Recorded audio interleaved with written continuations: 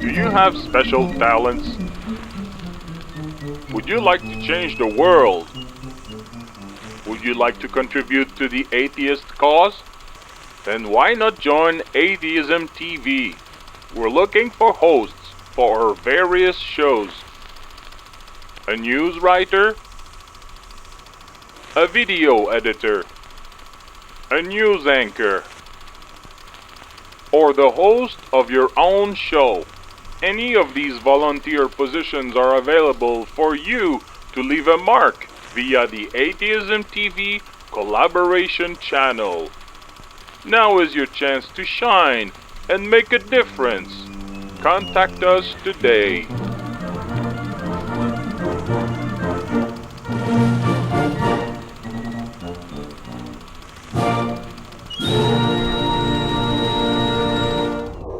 CNN reported on September 27th that a Philadelphia priest had been arrested 2 days earlier for repeatedly raping an altar boy.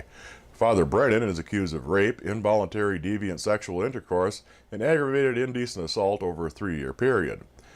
This is not the first time that the 75-year-old has faced sexual assault allegations. In fact, 20 victims had previously accused him of molestation. However, he was never charged because their cases were past the statute of limitations. This time, the victim reported the sexual assault to the Archdiocese back in January 2013, and the information was immediately passed on to the authorities.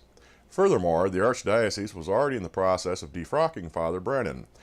He was also stripped of all religious duties back in 2005. The district attorney told CNN that it takes a tremendous amount of courage for any sexual assault victim to come forward and report the horrors that he or she has endured.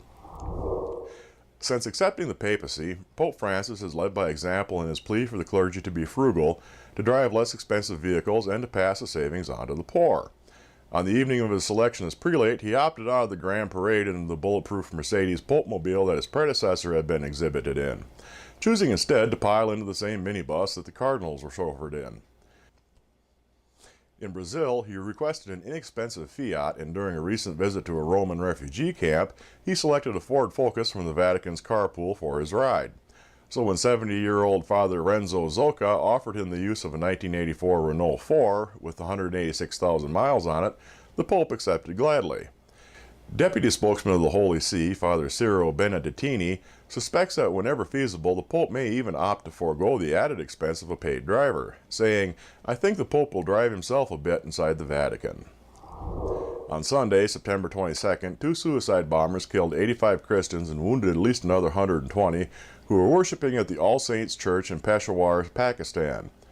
The Taliban splinter group claimed responsibility for the worst attack against Christians in the country's 66-year history.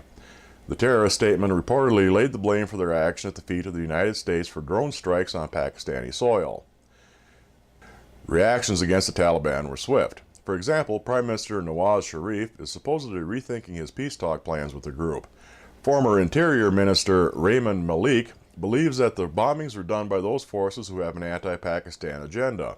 What damage they wanted to do to the country, they have done that. They have embarrassed the whole nation. Across the street from the church, patients were being treated at the city's hospital and were visited by Islamic Charities representatives who were handing out about $20 in Pakistani rupees. Meanwhile, Pakistan's Bishop Samuel Azaria declared that the country should not take on a particular religious belief.